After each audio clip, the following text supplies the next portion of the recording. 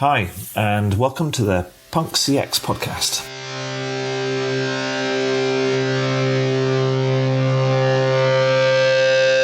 My name is Adrian Swinsko, and I'm an advisor, best-selling author, speaker, and general explorer when it comes to customer and employee experience.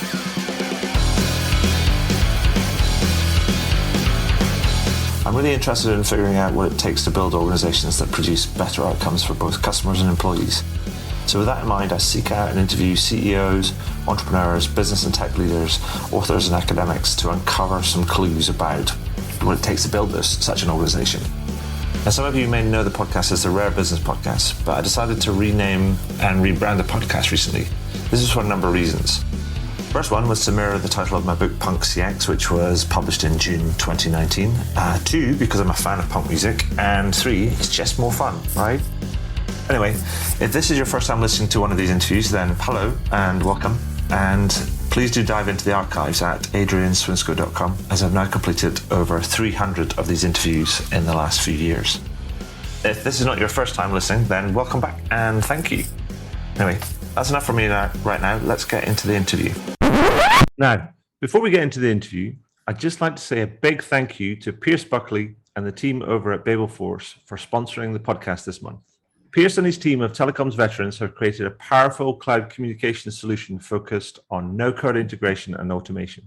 Their goal is to break down every barrier to great customer experience by putting intuitive tools in the hands of people who live and breathe customer experience. Now, coming up soon, Pierce and Jonathan Bayer of Vonage are running a webinar on the 28th of October at 11 a.m. Central European Time, and they will be discussing exactly how businesses are getting maximum benefit from WhatsApp, which is one of the fastest growing channels for customer service right now.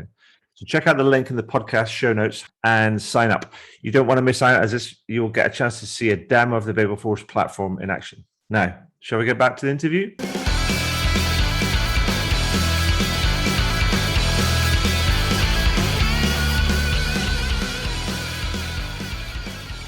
So welcome to the next edition of the Punk CX podcast. With me today, I have a friend of the show, Shep Hyken, who is first on the podcast back in crumbs, Shep, 2013.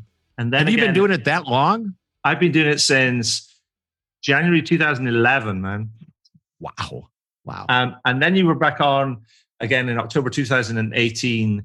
And we always have this kind of thing where we get together every year, generally at Pega World, kind of have some laughs, have a couple of beers, and it's always good fun. So unfortunately, we haven't been able to do that for the last couple of years. So, dude, man, it's great to hear your voice again, to see you. We're actually recording some video, but you're only going to hear the audio. But how you doing, man? How you doing? I'm feeling good. I'm excited, and you know what? Am I a three-peat? Is that what I am right now? Back for the third time. Wow. Yes, you are. A three-time offender. This is season 3. In the US, that gets you a life sentence. Well, gladly we're going to go out in international waters. This is like pirate radio. But anyway, so Shep, there will be a couple of people in this kind of milieu that we find ourselves that haven't heard of you. I mean, I don't know where they've been, but give us a bit of a quick thumbnail sketch on kind of Shep Hyken. Sure. Just to refresh, to refresh people's kind of memory, and also kind of to inform the people that just haven't heard about you yet. Oh, wow. Well, thank you so much. And that's a compliment. And I have been customer service in that world since the beginning of my career, which I don't have hair, so you can't see the gray hair on my head. And I know I have a youthful look. But 1983 is when I started my business. And I got very excited about customer service when I was 12 and started my first entrepreneurial venture as a young lad doing magic shows at birthday parties. And my parents told me to call the customers, the clients who booked me, the parents of these little kids that I performed for, and thank them and ask them how they liked the show and get feedback. And I had no idea that was like all of the basics that go into creating a good experience. So when I got out of college, and by the way, I grew from birthday parties to doing magic at comedy clubs and eventually corporate events through college. And this is a good way I made income. And I had other real jobs like working in a restaurant and retail. I actually worked on a towboat one summer, which has nothing to do with customer service, but it's the hardest job I ever had in my life. Calluses, man. Calluses. More than that. 6 hours on, 6 hours off for 30 straight days, and they give you 15 off. And I was the only one other than the captain who didn't have a prison record. This is a tough job. But my mom, when I came back, she goes, "Did you learn anything while you were out there?" And I go, I learned how to paint a boat, how to clean a boat. And she goes, "No, you learned you want to own the boat." So that's a great thing. Anyway, I graduate college. I see a couple of motivational speakers, and I think I have the entertainment background, a little business background, went to college. I'm going to write a speech. And I wrote my first speech about customer service. And that's where it kicked off in 1983. I kind of morphed into the customer experience world. Back in the day when experience was being talked about, it was just a fancier word for customer service. Today, it's much more encompassing. Yeah. And my research, I do a tremendous amount of research. I study my clients. I go to conferences. And it's just being out there for this many years and working hard and writing, So I'm on my 8th book right now, which actually comes out. And if you're listening to this on the day we're released it 2 days from now, it's called "I'll Be Back," which is, if I come back a 4th time, I could say I'll be back. But I'll be back. How to get your customers to come back again and again. And I am excited about this book. Well, that's exactly the reason. I mean, apart from being a friend of the podcast, and also being in service to service, as it were, as kind of I am, it's in many ways, because you've been at it for a long time, trying to advocate for positive change and better outcomes and all these different sort of things. And being a prolific writer and a podcaster yourself, I mean, as you say, 8th book, this is the new one. Tell us about it. I mean, crumbs, dude, man, you're a machine. It's like churning these books out. So tell me about where did it come from? So, I write every week. I have my own newsletter that I write. I've been doing that, for probably more than a decade now. I did it when there was no email. So it was probably almost 25 plus years ago. So over 2 decades. When I remember actually I did. I emailed all the people who are on my hard snail mail email newsletter list, whatever you want to call it. And I would mail these out, with a postage stamp. And I said, how about if I flip? I apologize. Hey, this is another customer service expert calling. It's live, ladies and gentlemen. It's live radio. What are they doing calling me today? Anyway, I asked them, how about if I send this email? And almost everybody said, no, don't email us the newsletter. Yeah, I like the paper copy. Right. Well, we did that. So I've been doing it a while. But that, is where I have to come up with something every single week. And then I took on in 2014 or 15 or so, I took on a Forbes column. So I've been doing this about 6 or 7 years now, a weekly column. And I went under contract with them. It's a little different than what a lot of the Forbes contributors do, because I remember talking to the editor and him saying to me, I know why you want to do this. And the reason was, obviously, I want exposure being on Forbes. He goes, so I'm going to put you under a contract. And here's what I want from you.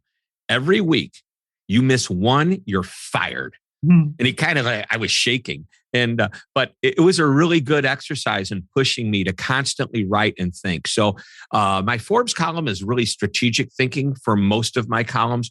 And my weekly newsletter is more tactical. It's the kind of thing you would want to show at a meeting or talk about in a meeting. I do a video as well for every one of the columns that I write for my newsletter. So I just crank this content out, and I'm always looking for inspiration, and I see it everywhere I go. Here's another great story I can share, and there's a great lesson here. So that's where it all comes from.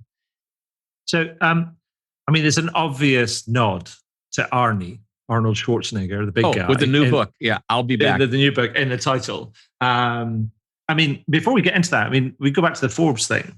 Was the guy that you talked to, wasn't an old guy by the name of Tom Post, was it? No, I know who Tom is, but it was an old guy. Yeah, no, because Tom was the guy that kind of approached me and kind of and when I started with kind of Forbes, which was about 7 years ago or something like that. I can't remember. And he was like, yeah, we like what you do. Kind of, here's your thing. Here's your swim lanes. And I was supposed to kind of write that many things, but I sort of never have done.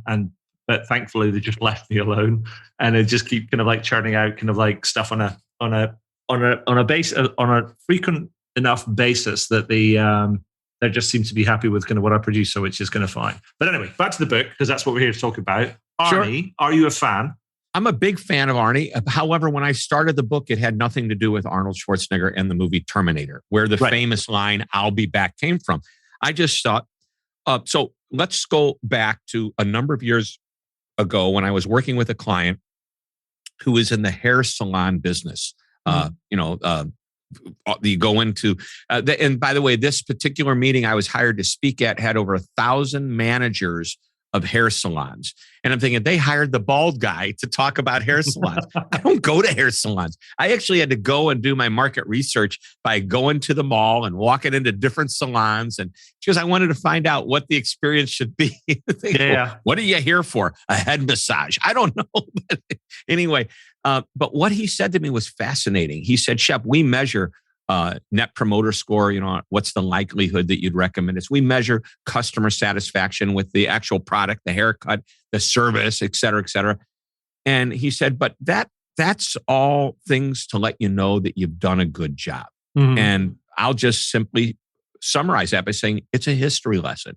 Mm-hmm. Anytime you get feedback from what happened yesterday is a history lesson. Mm-hmm. Very important to learn what history is so that you can learn from it and do better next time or keep doing what you're doing right, getting feedback like that. But then he said something fascinating. He said, we know what a regular repeat customer or a loyal customer looks like. And I said, what do you mean? He says, well, there's different kinds of customers. We have, say somebody has curly hair, long hair, short hair. We know how often they come in. We know how much they're going to spend. We know the different treatments they're going to get. And we can track who's regular or loyal and who's not. And we need to work at making anybody that is a once in a while customer become a repeat or loyal customer. And there's a difference, by the way, between repeat and loyal customers. And I thought, great. So essentially what he was saying is we measure behavior, not history. I went, right. Wow. And boom. I mean, this is the kind of stuff that gets me really excited because I'm thinking, what a really interesting perspective. So that's always been in the back of my mind. And then one day, I don't know what made me think about it about a year and a half ago, even before COVID started, I started writing the book. And it hit me. I said, I've got to write a book about I'll be back when customers actually come back because of what they experienced. Right. And that's where it all started. And about, I'm going to say, I do the outline. I start to write the first chapter and I'm thinking, who said I'll be back? Arnold Schwarzenegger. Here we are. Perfect. Could I tie into that? So, you know how you get an Oscar or a Grammy or, well, I'm going to give everybody the Arnie. When the customer says, I'll be back, that's like winning the Arnie. Well, yeah, no, it sounds like a better kind of description than a Stevie, because everybody's like, who's Steve? Who's Stevie? Well, Stevie in the world of customer service is recognized because the Stevie Award is a customer service award. Sure. The Malcolm Baldrige Quality Award from years ago. Today, we see always companies have the J.D. Power Award for excellence or service or whatever. So, but, so the Arnie, it's just in the first chapter, I talk about how do you win an Arnie? And that is by getting that customer to come back. You've won the Arnie. And when they come back again and again, that's what we're looking for. Now, you cover a lot of this stuff in the, go into this stuff in the book in great detail. I mean, so is that, you said the hair salon example. You talked about we measure NPS, we measure kind of CSAT, and they're all kind of good. But in the book, you talk about this one trackable trend that leaders should be monitoring every morning. Now, is the trackable trend there for how many of our customers are booked in today? Right. It's behavior. You're tracking behavior versus history. Right. That's something that I think it needs to be at the top of the list. We want to know for sure we're doing a great job, but you need to understand it's more than just lifetime average of the value of a customer, LVT, or LVC. It's because we measure that, we understand that. There's different types of customers you have. That's why when you journey map, the experience that the customer has, you have the first time customer, the repeat customer, the customer comes back with a problem. How is that resolved? So you have all these different journeys. Well, we need to make sure that the journey, what is the journey of a good customer mean? Now, and I go into this quite a bit. And I want to jump off of, the most important trackable trend to understanding the difference between repeat business and loyal business. Exactly. There's a difference there. We want repeat business because you can't get loyalty unless the customer starts to come back again and again. But we also need to understand if they're coming back again and again, is it because is there a different reason other than loyalty? And there might be. For example, why do I go to that salon? I mean, I go there because I love the person that always cuts my hair. But there are some salons where it doesn't matter who cuts your hair. You go in and you get whoever is next available. And maybe you go there because you still like the haircut you get, but maybe they're the most convenient to you. They're in the mall that's just down the street. You can walk there. Well, what happens if a competitor goes in the same mall? Is that customer going to say, I wonder what they're like, and then just move over there? Or are they going to say, no, I like this salon enough? And by the way, it doesn't matter if you're B2B or B2C. And I believe the B2B companies, the business to business companies, have far more to risk by not understanding this concept than a B2C. If I decide to walk into the mall because I want to buy a t-shirt, there might be 20 stores where I can buy a t-shirt in one mall location. But if I'm buying a piece of machinery for my company, there might only be 5 manufacturers that sell this machine. Now, that's 5 manufacturers in the world, not in a mall. Okay. Sure. So, and if I've been buying from a particular vendor over the years, and let's say every 5 years I replace my machine, that means if this vendor messes up, it's another 5 years before they have a chance to bid on the next opportunity to do business with me. So I want to create an experience that makes them want to come back again and again to me, even if it's once every 5 years. One of my clients is in the automation industry for the automotive industry. Right. And they have their average replacement cycle is about every 15 years at this point, which they call that, if we make a mistake, it's what they call a generational mistake, meaning it's a whole nother generation of salespeople, executives that are probably going to be here 15 years from now that are going to have a chance to recoup that business that they may have lost. So, I don't, in this book, it's not a sales book. I mean, sales is sales. Sales is about getting business. This is to make sure that you keep the business that you have. Yeah. I mean, it seems to me kind of like, because it's always frustrating me kind of like a little bit. I mean, like you don't go for haircuts. I go for the kind of the straightforward kind of like, give me it short sort of thing. But there's, it's always frustrating me when I've observed that industry, and I think they're illustrative of industries kind of like more kind of broadly that work on those sort of like cycles, rather than just being daily, but like a longer sort of like weekly or monthly or yearly cycles. And it's almost a bit like when you're finishing up, you understand the sort of frequencies that people go through, and the fact that the majority of them don't say, "Would you like to book in for your next kind of like one, blah, blah, blah." And then we'll remind you as you kind of go. It's a bit like when you go to, say they go to the dentist these days, when you finish going for a checkup or you go to the dental hygienist or something, they're always booking you in for your next appointment because they want you on that sort of like cycle. And it seems to me that there's a massive opportunity lost for many businesses, because then they go, customer leaves, then it's the chance. Right? Or it's the kind of the point where you're waiting for somebody to respond to an email prompt or an SMS prompt or whatever it might be. And it feels like it's that small differences that can make the small differences to your behavior to impel them to do different, to align their behavior with you. That can have this massive, massive impact. Yeah, that's the whole point. You're constantly thinking about the next time. Every time. And I call this the loyalty question. And it's in the book. And I've mentioned this concept before in my other books. But if you want to really create loyalty, it's not about a lifetime. It turns into a lifetime. Okay. But it's all about the next time, every time. So we talk about this thing I call the loyalty question, which is simply this: am I providing the experience that the customer wants? And you can ask yourself, is what I'm doing right now what the customer good enough that the customer, the next time they need whatever it is that I sell, will come back to me and not a competitor? And that's all about the next time. Now, in the book, we talk about repeat business versus loyal business. And I want to make sure we differentiate this, because this is an important topic I don't think many people have touched on. So the whole concept, I'll be back, is about getting the customer to come back next time. And don't confuse next time. And I kind of mentioned this. If there's 2 salons in the same mall, am I going to say, I want to try the other one, or do I want to keep going back to the one I want? You have to understand why customers come to you. If the reason they come to you is because you're closer in proximity than the competition, that's great until the competitor comes in and moves closer, right?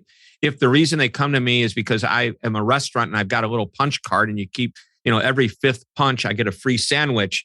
Am I trying to fill out my punch card, or am I going to that restaurant because I'm loyal to them? Sure. And by the way, I love repeat business. So do not take in any way that what I'm saying is, oh, you don't want repeat, you want loyalty. No, you cannot have loyalty until you start to get people to come back. Because what you want to create, and again, we cover this in the book, and there's a chapter in there about my foundational concepts. They're in every book that I write.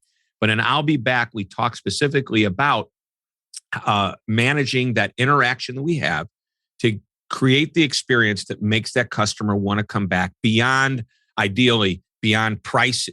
I go to them because they're the lowest price. I want to get rid of that price issue. We might have competitive prices, and that's all we need to have if we give you the right experience. But I want that customer coming back to me regardless of a competitor moving in closer, a competitor dropping their price, 3% less than me. What am I doing to create that experience? And so we manage the moments of truth. We avoid moments of misery. We try to create moments of magic. We avoid mediocrity, because mediocrity is even worse than being bad. And the reason I say that is because if you're bad, at least some of your customers will say, you stink, you've done this wrong, please fix it for me. And when you fix it, that's your opportunity to get back into their good graces. But if all you are is mediocre or fine, then guess what happens? They don't complain. They just say, it was okay. I'm not going to complain. There's nothing to complain about, but man, I'd sure like a little bit better experience if I could get it. Why can't they be as good as the shoe repair down the street that calls me when my shoes are ready? And it's always before they told me it was going to be ready. It'll be ready next Friday. And then Wednesday they go, hey, if you want to pick them up, they're ready today. And forget about this even being a retail example. This is what happens. Our customers are smarter than ever before, and they now compare us to the biggest, best companies in the world when it comes to great service. And the one here in the US and a lot of places around the world, that number one company happens to be, Adrian, I'll bet you can guess. Who is it? Yes, you're showing me an A in the video, which means, yes, it's Amazon. And we call this the Amazonation of the consumer. And so B2C, that makes sense. Companies who sell retail items compete against Amazon. Not anymore. Companies that are B2B that sell anything compete against Amazon. I had a client say to me the other day, we ordered, are you ready for this? A $500,000 piece of equipment. Okay. And it took several months to place the order. And it shows up unexpected. By the way, to the company's credit, it showed up a little bit early, okay, which means they exceeded the expectation of delivery, but they never informed their customer of that delivery. And this is what the guy says to me. Even when I buy toilet paper from Amazon, at least they send me an email to tell me it's on its way. Yeah. He just compared his $500,000 piece of machinery to a roll of toilet paper. Yeah.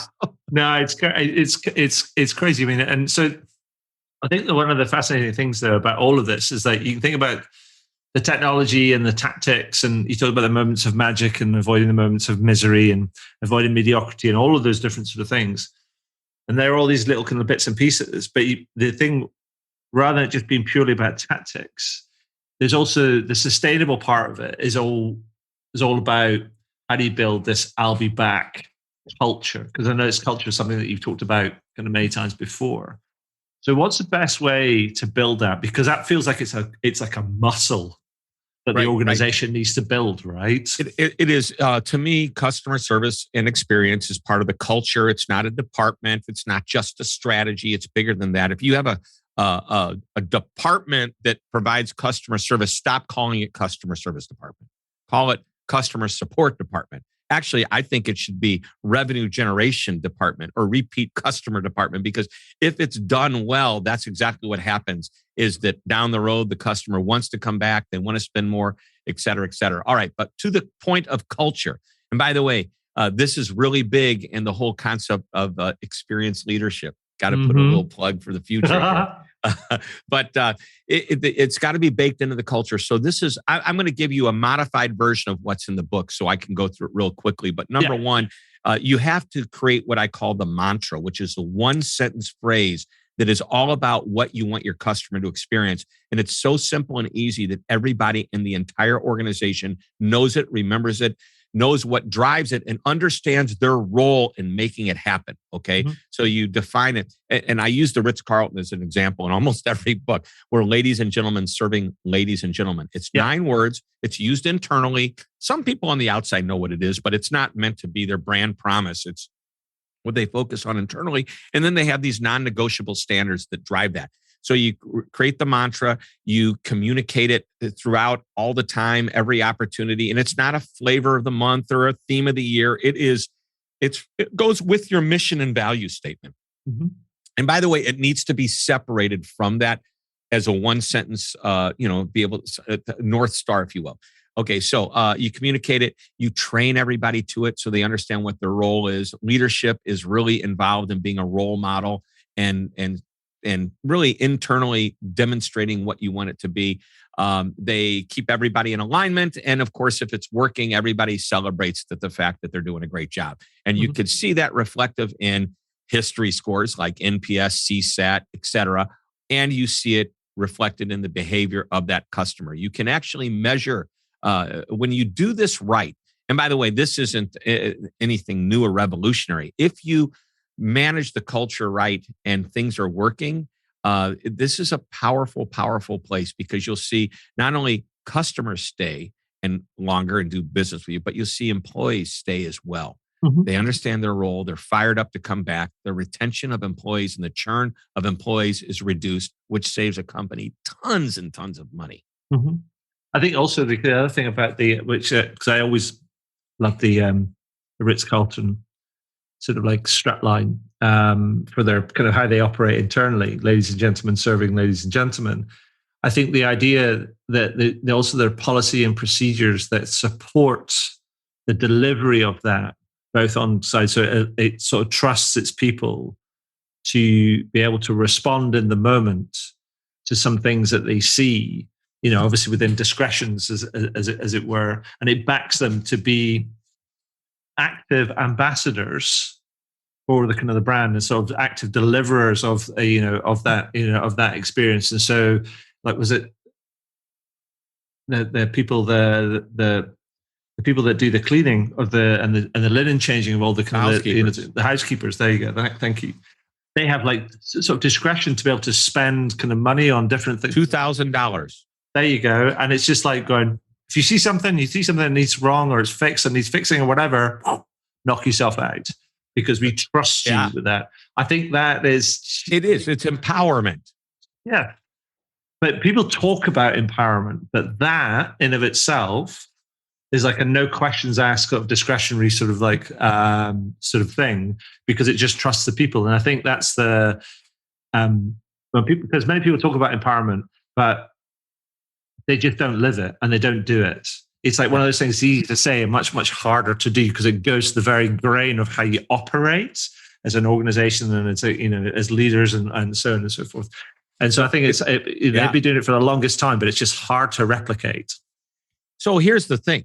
They have to, anybody who wants to empower employees has to trust their employees to do the same thing. I'm going to share with you, if I can, it's not my story. Horst Schulze from the Ritz, the first president and co-founder of the organization, actually tells a story. But before I do that, I'll give you the example of the exact opposite. So my wife and I are at a resort in Mexico on vacation. We run into another couple. We say, hey, let's meet tomorrow for breakfast. And we go there and the restaurant's crowded, but there are tables that are set for 2 people.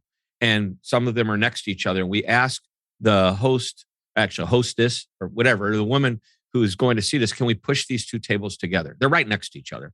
And she says, hold on. She has to go ask a manager to make sure. And the manager, of course, comes out and says, sure, no. And pushes the tables together. And it's thinking, what a simple thing. Why hasn't this person been empowered? The story gets better. We agree that tomorrow morning, let's meet here for breakfast again. And the same exact scenario, we show up, it's crowded. Those same 2 tables, are there. And we see the same woman that was going to see this yesterday, going to hopefully see this again today. And we say, hey, can we push those tables together again? And you know what happens? She has to go ask the manager. Now, that is training. And I know people can't see this, but but Adrian is holding his head and like blown away. So let's go to a different level. And that is what Horst tells in one of the stories about a housekeeper who was cleaning somebody's room. By the way, I had this experience happen to me where I checked into a Ritz. My room had dirty towels left over from the night before laying on the floor, just a small little pile. The housekeeper forgot to pick them up and take them with them. So I mentioned it to the housekeeper on the way out. I saw her, in the hall, and she was appalled that she had forgot. She was so apologetic. And that night when I got back to my hotel, there was a note and one box with one little piece of chocolate that said, "Thank you for letting me know about the towels. I'm sorry it happened. And I just wanted to give you a little something to sweeten up the day," or I can't remember what it was. It was cute, whatever it was, but it was an apology. That costs, what does a piece of chocolate cost? 50 cents, 75 cents, less than $1. Okay. And was them taking care of a problem and spending without asking permission, just doing that. Right. Mm-hmm. Well, this particular story that Horst Schulze tells is about a housekeeper. The gentleman leaves his room, gets on a plane. It's in California, flies to Hawaii, realizes he left his laptop, and the housekeeper found it. And the housekeeper says, "I will get it to you," and actually goes to the airport, gets on a plane, flies to Hawaii, hands the person his laptop, never leaves the airport, gets back on that same plane going back to the US, flies back. Okay. Now, that I don't know what that cost, but it wasn't $1. It was the cost of an airline ticket. And Horst says, there's no way we could tell her she did the wrong thing, because that's what we want our people to do. But we did suggest there might be a better way to handle it next time. And the point of this little story, as I hear it, is that we need to teach people where the line in the sand is. Yes. We want people to get right up to it. And when somebody crosses the line, let them know in the most constructive and positive way that there's a different way to do it. We want you to look at it and make it a great learning opportunity, and then share that opportunity with everyone else so they know where that line in the sand is and what that example is. We need to have those extreme examples so we can teach people where they can go. And of course, it's easy to say, hey, it's okay to push two tables together. It's another thing to say, you know what? Why don't you go to the airport and overnight or put it on the next flight? It still may have cost a few $100s to do that, but you have permission to do that. And by the way, that was not the Ritz-Carlton's fault. No, that was the customers or the guests' fault. Yet the Ritz says we are so attentive to our guests' needs that we'll even spend money to take care of them, even if it's not our problem, not our fault, because that's what we do for our guests. And that's where legends are made of. Now, most people don't know that story because it's used internally. But that's the point. It's your internal legends that sometimes create the experiences that you want to emulate and copy throughout the entire organization. I mean, I love that story. I think I'm going to steal that story, and I'll credit to. Don't credit me. It's not my story. No, I'll say I heard it from you, and I heard it from the one of the founders of the Ritz-Carlton. So I was just thinking about the because we're a little bit pressed for time, but that's kind of fine. I wanted just to touch on very, very quickly something that and the role of sort of self-service in this whole loyalty space, because digital, as you know, over the last kind of 16, 17 months has gone, and the importance of kind of self-service has become massive as through the pandemic, we've had to work kind of remotely and do have a lot of our needs served through digital channels. I mean, so what is the role that self-service plays in that kind of loyalty sort of space? Because I mean, we've got to get that balance, because otherwise the loyalty feels it's very much a human-driven thing. So what about self-service? How does that play in the space? Loyalty is what my definition of loyalty is simply you create this emotional connection to the customer. And there's very few companies that can create an emotional connection through the digital platform if there's never a human-to-human connection, but it can be done. Amazon, for example, has done a great job of that. They create such confidence, and they do it through automated communication. You order something, you immediately find out it's been processed, the order is accepted. You find out when the order has shipped. and what the tracking info is. You get an email to tell you the order has been accepted or delivered. They even send you a picture of it leaning up against the door. So these are all ways to create confidence, and they've done a wonderful job. But so many customers today, especially the younger generations of Gen Z and millennials, are looking to go digital first, even though they want the extreme easy way to connect with human to human type of service if they need it. And I'll just this year, and I do this every year now, we have a study that we study in North America, American consumers, and it's reflective of the general population for age, gender, geography, ethnicity, and income. But 41% choose digital self-service options, such as a good frequently asked question section on a website, video tutorials, interactive voice response systems where they can get information quickly without having to be put on hold to wait for an agent. 59% prefer to call the company. That number keeps, eventually it's going to cross, but it's been, the 41% number has been growing. That tells us that our customers like self-service options, provided they're easy and more convenient. And that may be one of the reasons they love doing business with that company. They've made it easy. Think about the last time you bought an airline ticket. Forget about COVID. If you've traveled, did you call the airline and make a reservation with the reservationist? Or did you find it just to be easier to go online and book it yourself? Online every time. Exactly. So when Delta Airlines came out with this idea of booking online, they were the first. That it was revolutionary, and they had to train their customers to use the self-service option. And what happened is customers said, this is better than actually calling. So if you're going to have a digital experience, the goal is to create something that's close to, as far as the experience, the positive experience customers have with the human-to-human factor, or even better if that's possible.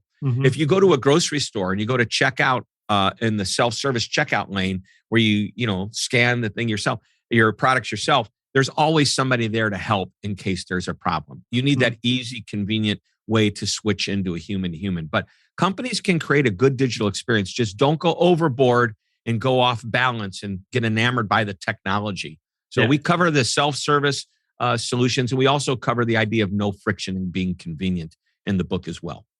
Perfect. I mean, so hopefully we're giving people a bit of a flavor of kind of the, what the domain that we're kind of like talking about, because this is going to become increasingly important. I mean, it's increasingly competitive out there.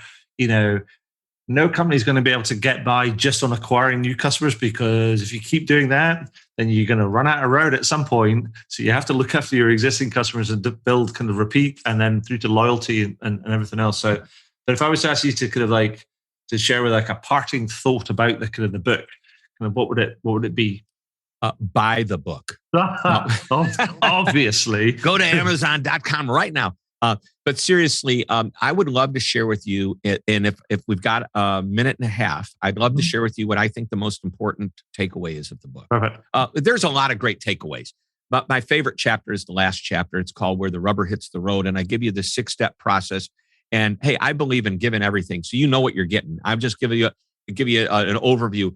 So there's this process. Number one, ask yourself, why would someone do business with me instead of the competition? And it needs to be something very specific, hopefully more than one thing, not just we've got great service, okay? Because that's what your competition says. Number two, ask the same question, but about the competition. Why would a customer do business with them instead of us? Number three, keep pace, meaning if the competition is doing something different than you should be doing, maybe you need to adapt and adopt that, but try to make it your own. So you're not just copying it. Otherwise, you become a commodity. Number four, sit down with it. And by the way, all this is in a group activity with leadership and maybe other stakeholders in the company. Number four is to say, who are the companies out there, not even in our industry? And it doesn't matter what industry, business to business, business to consumer, makes no difference. Who is it that we love and why do we love them? Example, I like Amazon. Why? I don't know. Every time I order something, I get an email confirming it. And just like we talked about the other, a moment ago, they tell me they've shipped it. And it's like, well, what do we learn from that? And this happened in one of our workshops. Somebody said, well, we're not Amazon. We're not even an e-commerce company. That doesn't apply to us. And I said, no, it absolutely does, because it's not about the emails. It's about the communication. It's about the control that you give the customer, or at least the feeling of control by them knowing what's going on, right?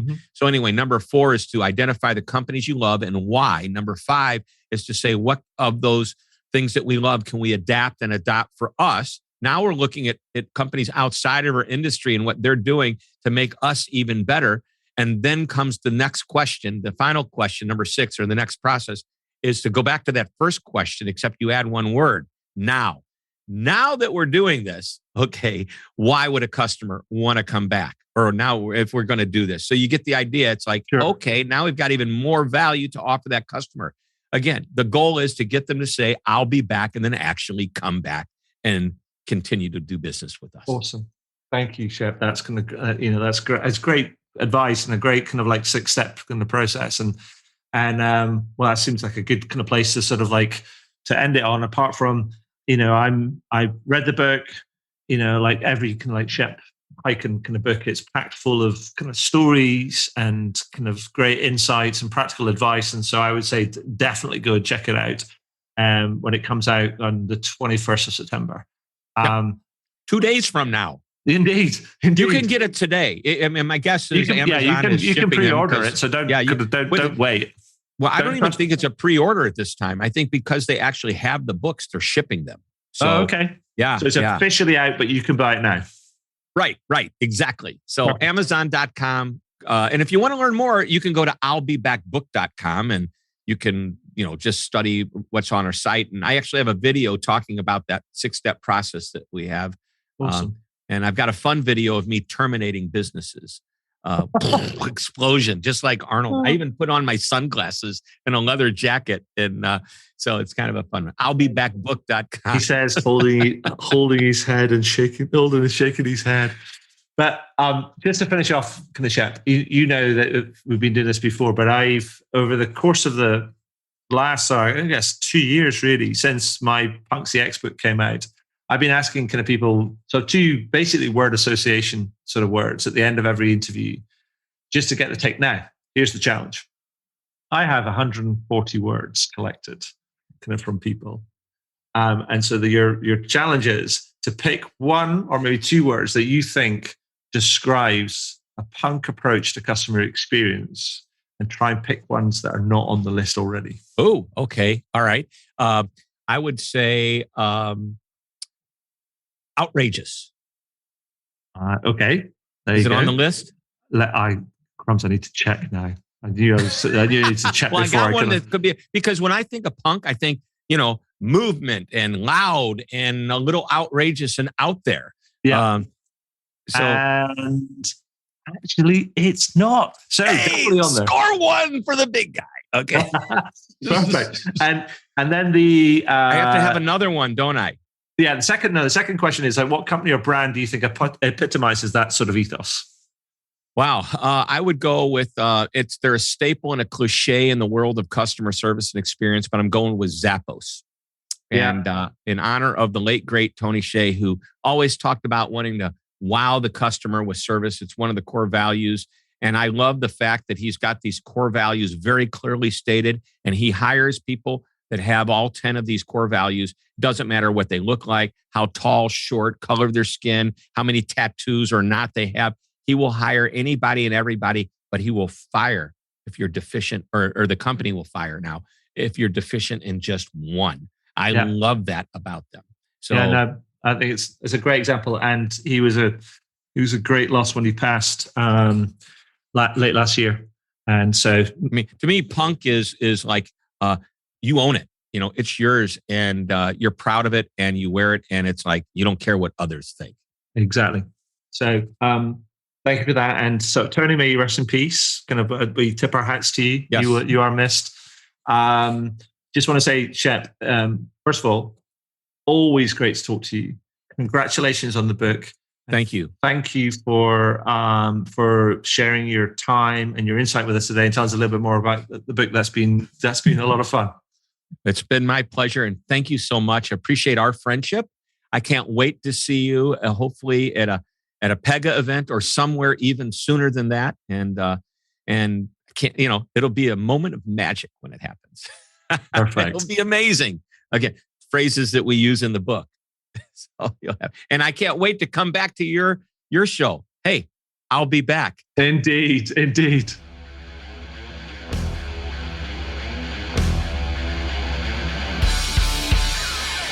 Well, that was cool. I hope you enjoyed it. I did, and I always do actually, because I always learn something new when I speak to some of these amazing kind of people. And it's always something new that I can incorporate into my writing, speaking, workshops, and other sort of advisory work that I do. Now, if you're interested in learning about any of that sort of stuff, then you can find out more about how I work with clients over at adrianswinscoe.com. But one final thing before I go, please consider heading over to iTunes or Spotify or whichever podcast platform you choose to use, and do leave a review. Every little helps, as they say. Anyway, that's all for now. Thank you for listening, and do tune in again soon.